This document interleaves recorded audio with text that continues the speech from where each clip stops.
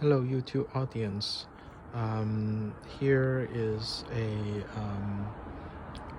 quick update on my rhododendron pre-bonsai after partial defoliation and some wiring and styling. Here is the part that I do not suggest if you are watching my video for information. I do not suggest you try this right away. I would wait for maybe a month or two and see how this plant responds to this operation, and if it responds to the operation well, I may think about trying doing this. I learned this from a recent videos of Byung Byung Home, which is a professional. He's a professional bonsai practitioner, and I would attach the link of his original video on the description. I think he did a very high value ume bonsai, this is $15 planned, and I tried the same technique just for learning and for fun. So what I did was I cut off the leaf of most of the leaf, only leaving the leaves that was shaded by the outside leaves, so that they have a chance to grow. So all these outside leaves I cut off and maybe leave maybe 2 or 3 inner leaves, with the exception of maybe this little branch, which is not really elongating, so I leave it to grow. It's originally in the inside anyway. So now these little ones, they are no longer shaded by the leaves from the outside. They may have more chance to grow, and after that I wire the plant. So I put in some guide wires, like 1, 2, and 3 guide wires, to first pull this branch down, because originally this branch was growing a little bit more up, which is too much parallel to this branch, the main trunk line. So I pull this branch down a little bit to avoid that similarity. So this is the front of the bonsai. So I pull this branch down, and I actually pull this branch towards the back, towards the right side and back side of the tree. This branch was originally like this direction, which is blocking the front, the main trunk line. So I kind of pull it out of the way. The third guide wire, because we have this guide wire basically pulling the whole trunk this way, so I need another guide wire to pull the main trunk back, so that these two kind of balance out each other. The end result is this branch get out of the way. It used to be like this, kind of blocking this main trunk line, so I pull this out of the way.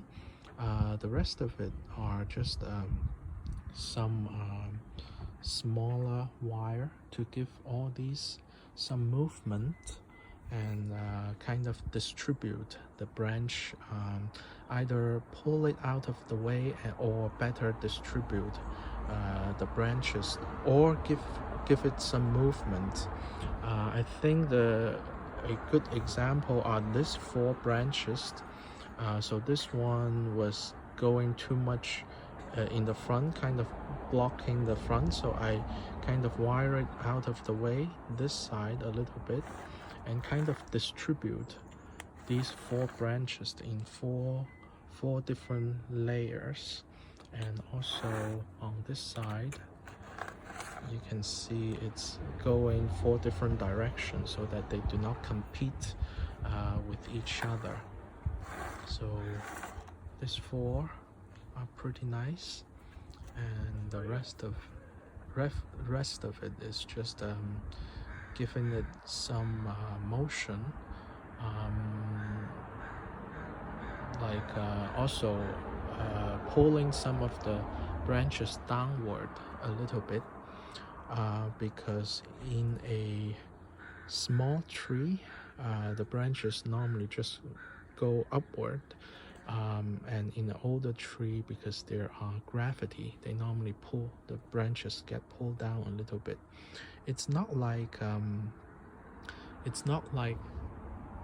pine tree, which the branches literally go downward. I'm simply, for example, this branch used to be like this. I just pull it down a little bit and give it some movement. For example, these 2 branches used to be like this, and I just pull one down and pull one up to give it trunk and branch structure. It used to be the 2 are almost equally high, so I just move it like that and give it some movement, give the apex some movement. So this is the initial, you can think about it as the initial styling I did on this tree. And I do not suggest people do something like this to a rhododendron just because they watch this video.